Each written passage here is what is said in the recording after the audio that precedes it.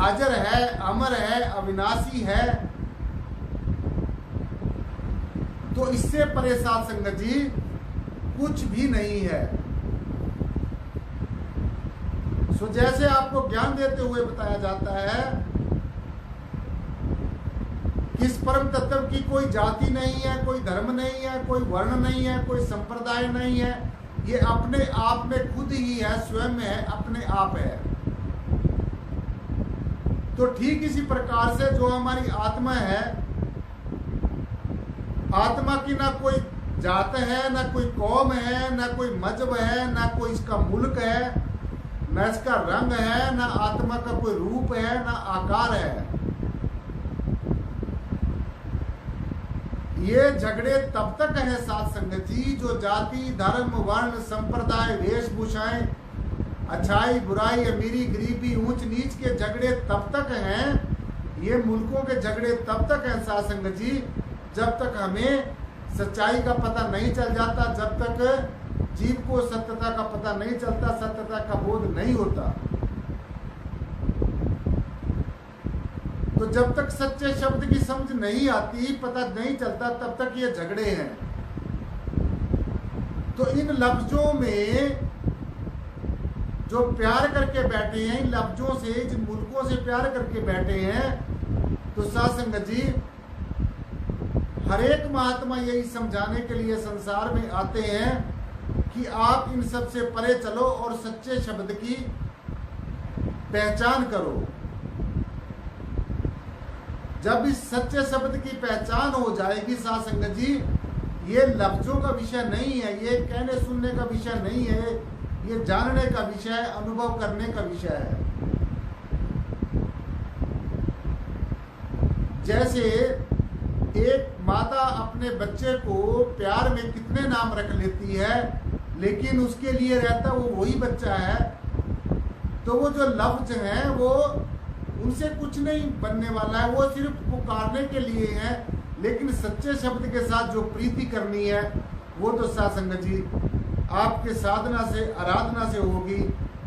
मालिक के भक्तों ने और प्यारों ने अनेक लफ्जों से परमात्मा को याद किया है। वैसे वास्तव में परमेश्वर का कोई विशेष नाम नहीं है। तो जिसका कोई नाम नहीं है, जिस नाम से बुलाओ वो आ जाएगा, जवाब देता है। और मालिक के नाम जितने भी ये बोलने में आते हैं, ये आपको बार बार बताया जाता है कि ये सब वर्णात्मक नाम है। जो वर्णन करने में आते हैं, जो बोलने में आते हैं, जो लिखने में आते हैं, जो पढ़ने में आते हैं, सारे वर्णात्मक नाम है।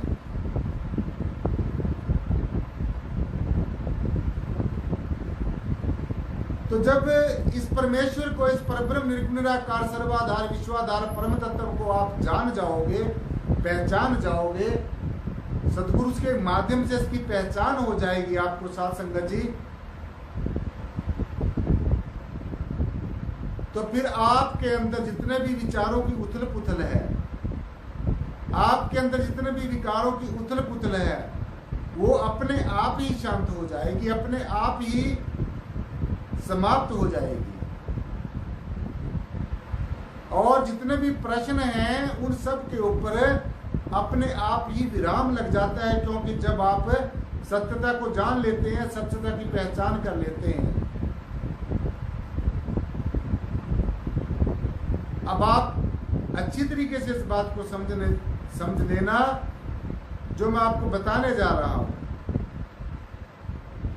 कि जब ये ब्रह्म, ये जय श्री प्रियतम निर्गुण निराकार सर्वाधार विश्वाधार परम तत्व, जब ये निष्क्रिय अवस्था में होता है, जब ये निष्क्रिय अवस्था में होता है, तो उस समय ये पुरुष कहलाता है, परम तत्व कहलाता है, सतपुरुष कहलाता है, परम तत्व कहलाता है। जब ये शांत अवस्था में होता है, जब ये निष्क्रिय अवस्था में होता है,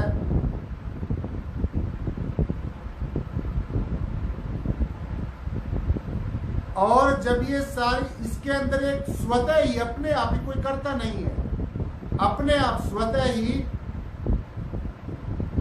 इसके अंदर एक हलचल होती है, और एक हलचल मात्र से, एक संकल्प मात्र से ये सारी सृष्टि की संरचना कर देता है, और एक संकल्प मात्र से संहार कर देता है। तो जब ये निष्क्रिय अवस्था में होता है तो इसको पुरुष कहा जाता है, सत्पुरुष कहा जाता है, परम तत्व कहा जाता है, निराकार कहा जाता है। और जब साध संगत जी ये परब्रह्म, ये निर्गुण निराकार सर्वाधार विश्वाधार परम तत्व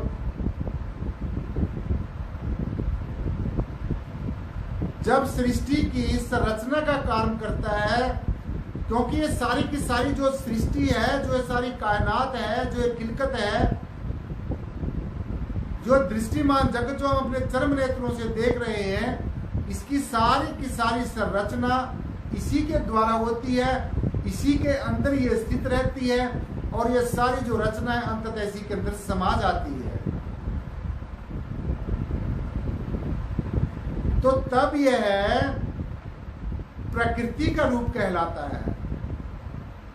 जब यह संरचना, स्थिति और प्रलय आदि करता है तो ये प्रकृति का रूप कहलाता है, शक्ति रूप बन जाता है। और जब ये निष्क्रिय अवस्था में होता है, परम शांत अवस्था में होता है, तो तब साध संगत जी ये सत्पुरुष कहलाता है, परम पुरुष कहलाता है, निर्गुण निराकार सर्वाधार परम तत्व कहलाता है। सो ब्रह्म और ये जो शक्ति, शिव और शक्ति, साकार और निराकार, सगुण और निर्गुण, बदलने वाला और ना बदलने वाला, व्यक्त और अव्यक्त, ये दोनों एक हैं, और ये दोनों एक अलग अलग भी हैं और दोनों एक भी हैं। तो जैसे मैंने आपको बताया कि जब ये निष्क्रिय अवस्था में होता है तो तब ये सत्पुरुष कहलाता है, परम तत्व कहलाता है, निराकार कहलाता है। और जब ये हलचल इसके अंदर होती है, स्वतः होती है, जब संरचना होती है, स्थिति होती है, प्रलय होता है, तो तब यह शक्ति कहलाता है, तब यह साकार कहलाता है। सो ब्रह्म और शक्ति का, साकार और निराकार का एक बहुत ही अटूट संबंध है। ये दोनों एक दूसरे के भिन्न नहीं है, अभिन्न नहीं है, भिन्न भिन्न नहीं है, तो ये अभिन्न है, साथ साथ है। तो अगर आप निराकार को मानते हो, निराकार को जानते हो, निराकार का ध्यान करते हो, तो साकार का तो स्वतः ही हो जाता है, क्योंकि सारा जितना सगुण ब्रह्म है ये निर्गुण ब्रह्म के अंदर ही स्थित है। एक को जानने से दूसरे को ऑटोमेटिकली अपने आप ही दूसरा माना जाता है। आप शिव को मानते हैं तो शक्ति का अपने आप माना जाता है, आप निराकार को मानते तो साकार अपने आप ही माना जाता है। तो एक को मानने के बाद में दूसरे को भी मानना पड़ता है, स्वतः ही माना जाता है। जैसे अग्नि के अंदर दहन शक्ति होती है, ठीक इसी प्रकार से इस पर ब्रह्म निर्गुण निराकार सर्वाधार विश्वाधार परम तत्व के अंदर सब कुछ स्थित है। तो जहां पर कार्य है, जहां पर सृष्टि का सर्जन है, जिस समय कार्य है, सृष्टि का सर्जन है, संरचना है, स्थिति है, प्रलय है, तो यह शक्ति रूप बन जाता है। और साथ संगत जी, जैसे कपड़े आपने कपड़े पहने हुए हैं तो यह साकार रूप है, और जब हम कपड़े उतार देते हैं तो यही निराकार रूप बन जाता है। यानी कि जैसे वस्त्र पहनने से सगुण ब्रह्म बन जाता है, साकार बन जाता है, और वस्त्रहीन होने से निराकार कहलाता है। तो जितना भी दैहिक, दैविक, बौद्धिक, जितनी भी ये विभिन्नताएं हैं, विभिन्न शासनदी शक्तियां हैं, ये सब इसी का रूप है। इसीलिए हमारे निराकारी जागृति मिशन में ये कहा जाता है कि एक को जानना है, एक को जानो, एक को मानो, एक हो जाओ। ये जानो कि हम सब का परमपिता परमेश्वर एक है। अव्वल अल्लाह नूर पाए, कुदरत के सब बंदे, एक नूर से सब जग उपजा, कौन भले कौन मंदे। लोको भरम न भूलो भाई, खालक खलक करक में खालक, पूर्ण रहे वो सब ठाई, पूरे का पूरा। जहां देखो पूरा है, सूरा है, पूर का पूर। ये पूर्व से लेकर पश्चिम तक, उत्तर से लेकर दक्षिण तक, और पाताल से लेकर आकाश तक, और इस आकाश से भी परे सब जगह ये निराकार ही निराकार, ये ब्रह्म ही ब्रह्म है। और यही हमारा असली स्वरूप है। भगवान कृष्ण ने जब अर्जुन को उसके निज स्वरूप का ज्ञान कराया, आत्मा का बोध कराया, तो इसी ब्रह्म का साक्षात्कार कराया था साध संगत जी। और ये कहते कि ये जो तेरा स्वरूप है अर्जुन, नैनम छद्यंती शस्त्राणी नैनम दह की पाप का, किसको इस निर्गुण निराकार सर्वाधार विश्वाधार आत्म तत्व को न अग्नि जला सकती है, न पानी गला सकता है, न हवा उड़ा सकती है, और न शस्त्र काट सकता है। तो इसकी रजा में रहना है। ये जो कुछ हमारे लिए कर रहा है अच्छा कर रहा है, और जो हम इससे मांगते हैं, कई बार जो हम मांगते हैं वो नहीं मिलता, क्योंकि वो हमारे लिए उपयुक्त नहीं होता, ठीक नहीं होता, उचित नहीं होता, इसलिए परमेश्वर हमें वो चीज नहीं देता। और जो हमारे लिए उपयुक्त है, जो हमारे लिए जरूरी है, तो वो परमेश्वर हमें जरूर देता है। तो इसलिए ये अनेकों रूपों में प्रकाशित होता है। ये परम तत्व, ये परब्रह्म निर्गुण निराकार सर्वाधार विश्वाधार परमात्मा अनेकों रूपों में प्रकाशित होता है। रूप अनेक एक हैं स्वामी, सब घट घट के अंतर्यामी। परमेश्वर के अनेकों रूप हैं, लेकिन फिर भी अरूप है। अनेकों रंग हैं, फिर भी रंग से परे है। अनेकों आकार प्रकार हैं, फिर भी रंग रूपाकार से परे है। तो इसकी जो लीला है,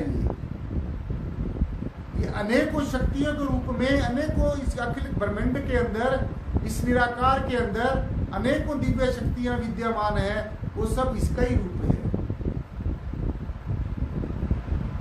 जैसे एक फल होता है साध संगत जी, उस फल के अंदर गुद्दा भी होता है खाने वाला, बीज भी होता है,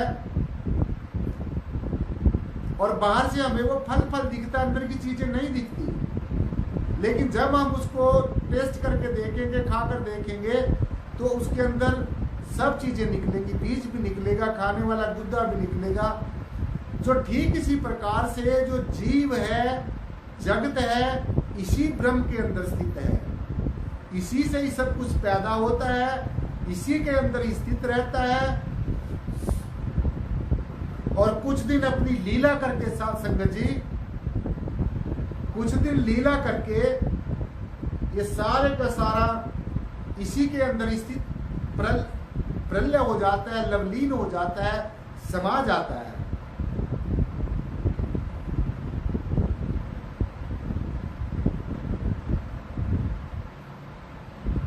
तो इसलिए इसी के अंदर ही साथ संगत सब कुछ है, सब कुछ तेरे बीच मेरे साहा, तुझसे बाहर कुछ भी नहीं।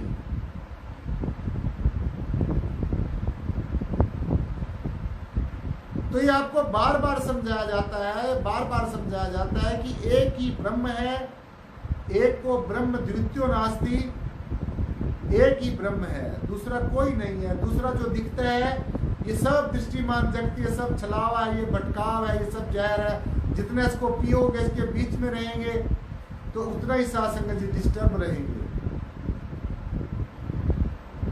सो जो इसका हो जाता है, जो इस परब्रह्म निर्गुण निराकार इस विश्वाधार परम तत्व का हो जाता है, जो इसका हो जाता है, फिर सब उसके हो जाते हैं। और जो इसके गुण गाता है, फिर जग उसके गुण गाता है। तो जो इससे प्यार करता है, जो इसका ध्यान करता है, इससे प्रीति करता है, ये भी उससे प्रेम करता है, उससे प्यार करता है, ऐसे जीव से प्रेम करता है, प्यार करता है।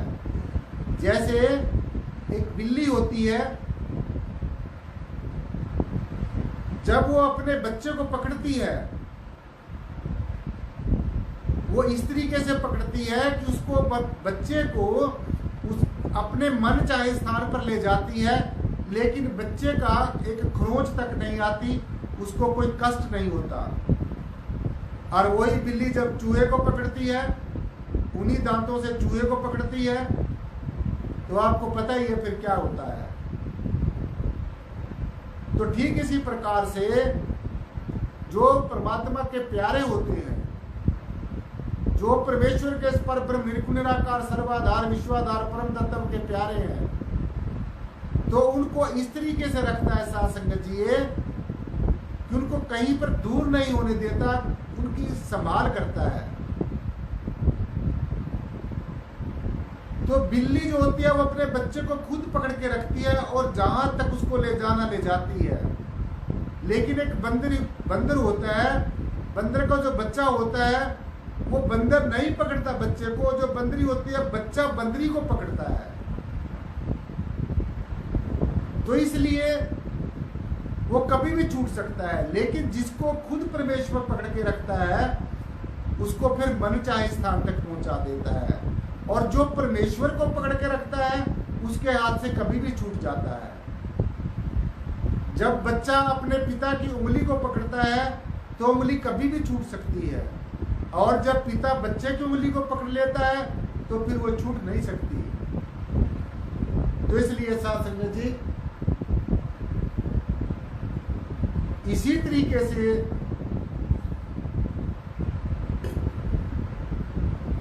इसके अंदर रत रहना है, जैसे ये अडोल है ऐसे ही अडोल रहना है।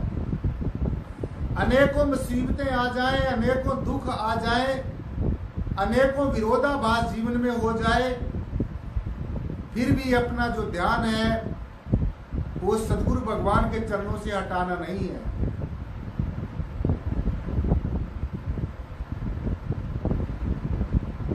नाम जपत कोड़ी भला चुई चुई पावे चाम, कंचन देही किस काम किच जिस देही न राम नाम। तो परमेश्वर को याद करने वाला, परमात्मा की बंदगी करने वाला, खुदा की इबादत करने वाला, चाहे कोड़ी भी है, चाहे काया भी उसकी ठीक नहीं है,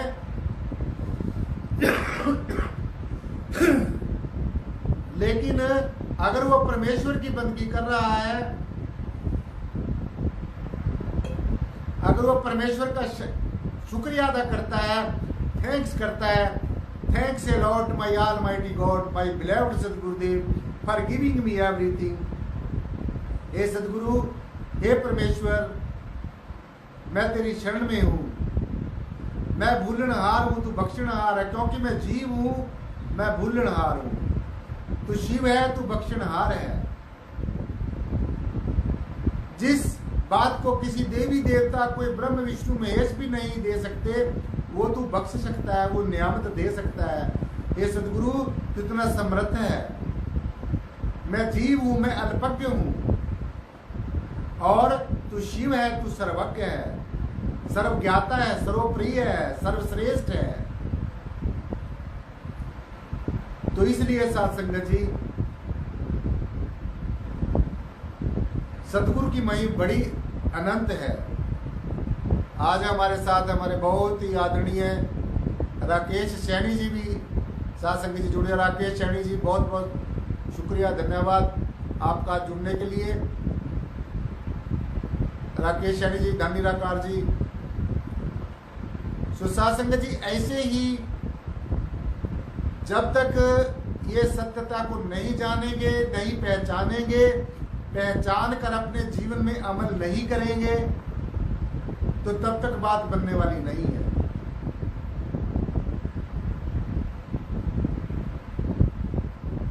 इस ज्ञान को संभाल कर रखना है। संभाल कर ये तब रखा जाएगा, नित्य प्रति सत्संग में आओगे, नित्य प्रति सुमरण करोगे, नित्य प्रति सेवा करोगे। सत्संग, सेवा और सुमरण जो तीन जीवन के आधार हैं, इन तीनों के तीन पेपरों को पास करना है। ऐसा नहीं है कि सत्संग में आ गए, सुमरण नहीं किया, सुमरण कर लिया, सत्संग में नहीं आए, प्रैक्टिकल ज्ञान भी होना बहुत ज़रूरी है, थ्योरेटिकल ज्ञान होना भी बहुत ज़रूरी है, अपने टीचर प्रीचर से मुलाकात होनी भी बहुत ज़रूरी है, उनसे रूबरू होना बहुत ज़्यादा ज़रूरी है। क्योंकि इस मार्ग पर चलते हुए साथ संगत जी बहुत संशय उत्पन्न हो जाते हैं। ये जो काल की त्रिगुणात्मक माया है, जो रजोगुण सतोगुण और तमोगुण की माया है, ये साथ संगत जी इस जीव को बहुत बार भटका देती है। जैसे जब हम छतरी लेकर चलते हैं, तो जब छतरी हमारे सिर पर होती है और एक आदमी बिना छतरी से चलता है, तो जो छतरी वाला है, जिसने छतरी अपने ऊपर ली हुई है, वो साथ संगत जी भीगता नहीं है, थोड़ी बहुत बूंदें उसको लगती हैं। और जो बिना छतरी से बरसात में जा रहा है, तो उसको वो भीग जाता है, थोड़ी सी देर में भीग जाता है। तो ठीक इसी प्रकार से ये जो परमेश्वर जिसने हमें चारों तरफ से घेरा हुआ है, जिसने हमें चारों तरफ से सुरक्षा दी हुई है, जो हमारी संभाल करता है, जो हमारे कर्मों का निवृत्ति करता है, जो हमें इस विकारों से और विचारों की उथल पुथल से हम ऊपर उठ सकते हैं, और सदगुरु की कृपा से इस संगत जी हम अपने असली स्वरूप को जान सकते हैं। स्वयं के अंदर, स्वयं के द्वारा स्वयं को ही जानना है और स्वयं के अंदर ही स्थित हो जाना है, ठहर जाना है, आत्म प्रज्ञ होना है। जैसे ये अडोल है, ऐसे ही इसके देखते देखते, इसका ध्यान करते करते अडोल रहना है, डगमगाना नहीं है। इसीलिए हर रोज सत्संग बहुत ज्यादा जरूरी है। जैसे मैंने बताया ना कि जैसे लोहे को जब तक आग में रखते हैं तो वो लाल रहता है, और जैसे ही आग से बाहर निकाल लेते तो फिर काला हो जाता है। तो ठीक इसी प्रकार से जब तक हम इस मन को, जो चंचल है, चलायमान है, तरह तरह का ये बनावटी सजावटी बातें बुनता रहता है और तरह तरह का प्रपंच रचता रहता है, तो इसको साथ के साथ में साथ संगत जी परमेश्वर का डर भी दिखा के रखना है कि देख मना, तेरे साथ में कोई और शक्ति भी है जो तेरे से श्रेष्ठ है। तो जब ये मन मानेगा तभी हर को जाना, जब मन मान्या तब हर जाना। तो इसीलिए साथ संगत जी हर रोज कोशिश करनी है। हमारे सदगुरु साहबान कितनी मेहनत कर रहे हैं आपके लिए, इसका कोई शुल्क नहीं लगता है। ये परमेश्वर की चर्चा सुनना और सुनाना, सर्व धर्म में श्रेष्ठ धर्म हरि का नाम जप निर्मल कर्म, परमेश्वर की बंदगी करना और सर्वजन हिताय सर्वजन सुखाय के लिए परमार्थ करना, पुरुषार्थ करना, इससे बड़ा कोई भी कर्म नहीं है, इससे बड़ा कोई भी धर्म नहीं है। तो इसलिए सासंग जी हर रोज नित्य प्रति साधना और आराधना हर रोज करनी है। हर रोज जैसे खाना पीना हम सब समय पे करते हैं, स्नान आदि समय पे करते हैं, ऐसे ही सुमन ध्यान के लिए भी एक समय निश्चित जरूर करना है। और काज तेरे किते ना काम मिल साध संगत भज केवल नाम। दुनिया के और जितने कर्म हैं कृत्य हैं वो किसी काम के नहीं है साध संगत जी। वो जितना भी आप कर्म कर रहे हो सिर्फ अपना जीवन यापन करने के लिए कर रहे हो, अपना और अपने परिवार का भरण पोषण करने के लिए करते हो। लेकिन जो सबसे जरूरी काम है वो यही है, मिल साध संगत भज केवल नाम। परमेश्वर की बंदगी करना, खुदा की इबादत करना, नित्य प्रिय सदगुरु के वचनों को सुनना और उनको अपने जीवन में धारण करना। सुनना नहीं, धारण भी करना है। क्योंकि आपको मैंने बार बार बताया है कि इल्म जीवन में कितना भी हो जाए, ज्ञान कितना भी हो जाए, शिक्षा कितनी भी प्राप्त कर लें, लेकिन उसको अमल में डालना बहुत ज़्यादा जरूरी है। अमली जामा पहनाना बहुत ज़्यादा जरूरी है। इल्म के साथ अमल का होना बहुत ज़्यादा जरूरी है। इसलिए साथ संगत जी आज जो आपके समक्ष कुछ बीनते रखी, कुछ चंद बातें रखी, मुझे पूरी उम्मीद है, पूरी आशा है कि आप सबने बड़ी तवज्जो के साथ, बड़ी एकाग्रता और समग्रता के साथ आज का वचन सुना। और इस उम्मीद के साथ कि आप इसको घर जाकर फिर सुनोगे और अपने जीवन में इसको धारण करने की कोशिश करेंगे और सदगुरु के आगे हमेशा यही प्रयास अरदास करेंगे, यही बेनती करेंगी कि सदगुरु सबको सद्बुद्धि दे, सबको समर्था दे, सबको अपने चरणों की भक्ति दे। तो इन्हीं शब्दों के साथ, इन्हीं वचनों के साथ, इस उम्मीद के साथ कि इल्म के साथ अमल का होना बहुत ज़्यादा जरूरी, आप इस पर करोगे। सो आज का जो वचन है, आज का जो प्रवचन है, आज का जो विचार है, वो यही प्रसाद से मेरी संपन्न होता है।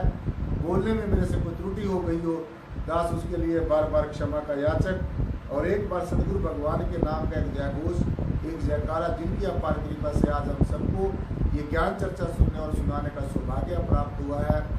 जो बोले तिस बलिहार। परम पूजनीय सदगुरुदेव बूटा सिंह जी महाराज की जय हो। जो बोले तिस बलिहार। परम पूजनीय सदगुरुदेव बूटा सिंह जी महाराज की जय हो। जो बोले तिस बलिहार। परम पूजनीय सदगुरुदेव मेहताब सिंह जी महाराज की जय हो। जो बोले तिस बलिहार। परम पूजनीय सदगुरु शहंशाह लक्ष्मण सिंह जी महाराज की जय हो। जो बोले तिस बलिहार। सदगुरुदेव प्रीतम नाथ जी महाराज की जय हो। जो बोले तिस बलिहार। सर्व संत समाज की जय हो। साथ संगत जी, बड़े प्यार और सत्कार के साथ बोलना जी, धन निराकार जी। साथ संगत जी, बड़े प्यार और सत्कार के साथ कहना जी, धन निराकार।